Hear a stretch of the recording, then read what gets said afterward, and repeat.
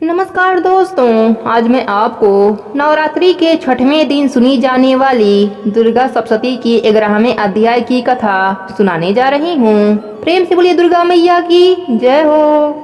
ऋषि कहते हैं, देवी के द्वारा महादैत्यपति शुंभ के मारे जाने पर इंद्र आदि देवता अग्नि को आगे कर उन कात्यायनी देवी की स्तुति करने लगे। उस समय अभिष्ट की प्राप्ति होने से उनके मुखमंडल दमक उठे थे और उनके प्रकाश से दिशाएं भी जगमगा उठी थीं।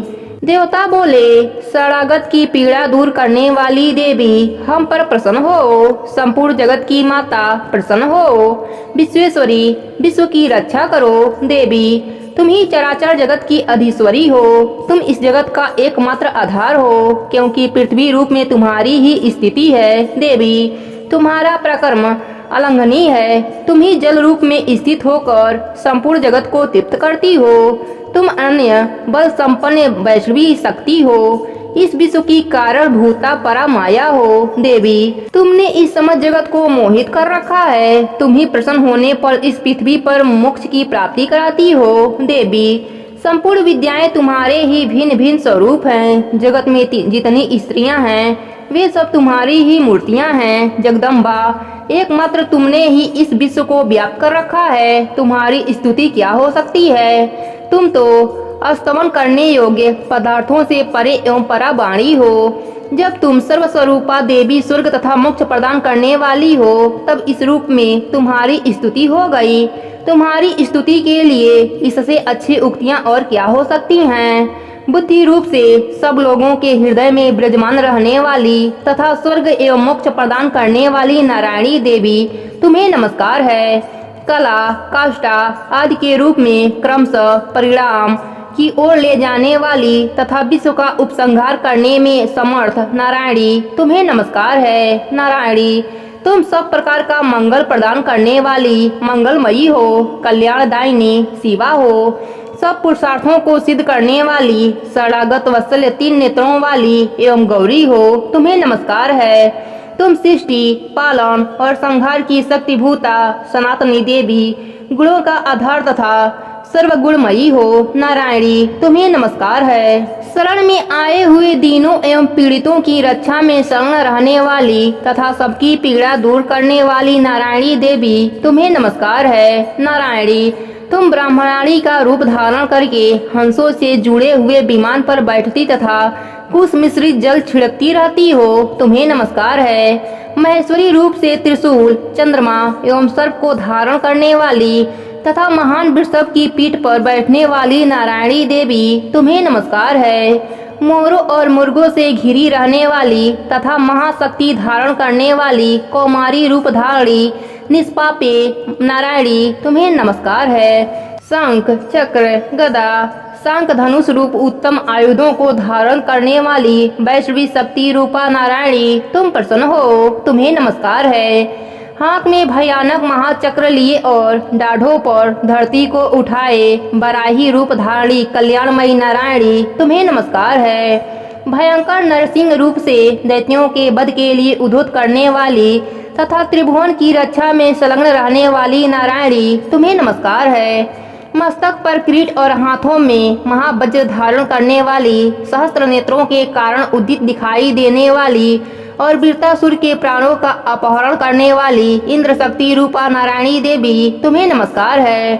शिवदूती रूप से दैत्यों की महती सेना का संहार करने वाली, भयंकर रूप धारण तथा विकट गर्जना करने वाली नारायणी, तुम्हें नमस्कार है। ढाढ़ों के कारण विकराल मुख वाली, मुंडमाला से विभूषित मुंडमंडनी चामुंडा रूपा नारायणी, तुम्हें नमस्कार है। लक्ष्मी, लज्जा, महाविद्या, श्रद्धा, पुष्टि, स्वधा, ध्रुवा, महारात्रि तथा महाअविद्या रूपा नारायणी, तुम्हें नमस्कार है। मेधा, सरस्वती, श्रेष्ठा, ऐश्वर्य रूपा, भूरे रंग की अथवा पार्वती, महाकाली, संयम परायण तथा सबकी अधीश्वरी रूपणी नारायणी, तुम्हें नमस्कार है। सर्वस्वरूपा सर्वेश्वरी तथा सब प्रकार की शक्तियों से संपन्न दिव्य रूपा दुर्गा देवी, सब भयों से हमारी रक्षा करो। तुम्हें नमस्कार है। कात्यायनी, यह 3 लोचनों से विभूषित तुम्हारा सौम्य मुख सब प्रकार के भयों से हमारी रक्षा करें। तुम्हें नमस्कार है भद्रकाली।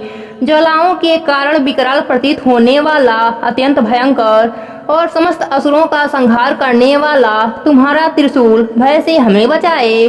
तुम्हें नमस्कार है देवी, जो अपनी ध्वनि से संपूर्ण जगत को व्याप्त करके दैत्यों के तेज नष्ट कर देता है। वह तुम्हारा घंटा हम लोगों की पापों से उसी प्रकार रक्षा करे जैसे माता अपने पुत्रों की बुरे कर्मों से रक्षा करती हैं। चंडिके, तुम्हारे हाथ में सुशोभित खड्ग जो असुरों के रक्त और चर्बी से चर्चित है, हमारा मंगल करे। हम तुम्हें नमस्कार करते हैं देवी। तुम प्रसन्न होने पर सब रोगों को नष्ट कर देती हो और कुपित होने पर मनवांछित सभी मनोकामनाओं का नाश कर देती हो। जो लोग तुम्हारी शरण में जा चुके हैं उन पर विपत्ति तो आती ही नहीं। तुम्हारी शरण में गए हुए मनुष्य दूसरों को शरण देने वाले हो जाते हैं। देवी अम्बिके, तुमने अपने स्वरूप को अनेक भागों में विभक्त करके नाना प्रकार के रूपों से जो इस समय इन धर्मद्रोही महादैत्यों का संहार किया है, वह सब दूसरी कौन कर सकती थी। विद्याओं में ज्ञान को प्रकाशित करने वाले शास्त्रों में तथा आदि वाक्यों वेदों में तुम्हारे सिवा और किसका वर्णन है, तथा तुमको छोड़कर दूसरी ऐसी कौन शक्ति है जो इन विश्व को अज्ञानमय घोर अंधकार से परिपूर्ण ममता रूपी गड्ढे में निरंतर भटका रही हो। जहाँ राक्षस, जहाँ भयंकर विषकाले सर्प, जहाँ शत्रु, जहाँ लुटेरों का सेना और जहाँ दानवता हो, वहाँ तथा समुद्र के बीच में भी साथ रहकर तुम विश्व की रक्षा करती हो। विश्वेश्वरी, तुम विश्व का पालन करती हो, विश्वरूपा हो, इसलिए संपूर्ण विश्व को धारण करती हो। तुम भगवान विश्वनाथ की भी बंदनी हो। जो लोग भक्ति पूर्वक तुम्हारे सामने मस्तक झुकाते हैं वे संपूर्ण विश्व को आश्रय देने वाले हो जाते हैं। देवी प्रसन्न हो। जैसे इस समय असुरों का वध करके तुमने शीघ्र ही हमारी रक्षा की है, उसी प्रकार सदा हमें शत्रुओं के भय से बचाओ। संपूर्ण जगत का पाप नष्ट कर दो और उत्पात एवं पापों के फलस्वरूप प्राप्त होने वाले महामारी आदि बड़े बड़े उपद्रवों को शीघ्र दूर करो। विश्व की पीड़ा दूर करने वाली देवी, हम तुम्हारे चरणों पर पड़े हुए हैं, हम पर प्रसन्न हो। त्रिलोक निवासियों की पूजनीयता परमेश्वरी, सब लोगों को वरदान दो। देवी बोली, देवताओं, मैं वर देने को तैयार हूँ। तुम्हारे मन में जिसकी इच्छा हो वह वर मांग लो। संसार के लिए उस उपकार वर को मैं अवश्य दूंगी। देवता बोले, सर्वेश्वरी, तुम इसी प्रकार तीनों लोकों की समस्त बाधाओं को शांत करो और हमारे शत्रुओं का नाश करती रहो। देवी बोली, देवताओं, वैशेश्व मंत्र के 28वें युग में शुंभ और निशुंभ नाम के दो अन्य महादैत्य उत्पन्न होंगे। तब मैं नंद गोप के घर में उनकी पत्नी यशोदा के गर्भ से अवतरित हो विंध्याचल में जाकर रहूंगी और उक्त दोनों असुरों का नाश करूंगी। फिर अत्यंत भयंकर रूप से पृथ्वी पर अवतार ले मैं प्रचलित नाम वाले दानवों का वध करूंगी। उन भयंकर महादैत्यों को भक्षण करते समय मेरे दांत अनार के फूल की भांति लाल हो जाएंगे। तब स्वर्ग में देवता और मत्स्य लोक में मनुष्य सदा मेरी स्तुति करते हुए मुझे रक्तदंतिका कहेंगे।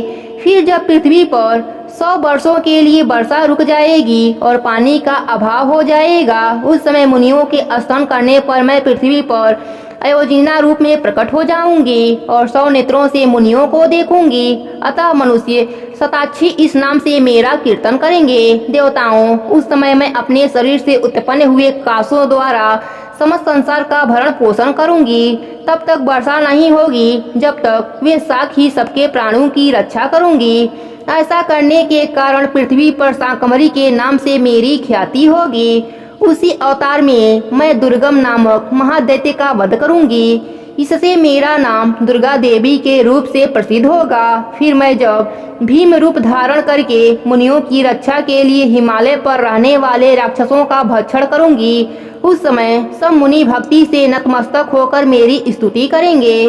तब मेरा नाम भीमा देवी के रूप में विख्यात होगा। तब अरुण नामक दैत्य तीनों लोकों में भारी उपद्रव मचाएगा। तब मैं तीनों लोकों का हित करने के लिए 6 पैर वाले असंख्य भ्रमरों का रूप धारण करके उन महादैत्य का वध करूंगी। उस समय सब लोग भ्रामरी के नाम से चारों ओर मेरी स्तुति करेंगे।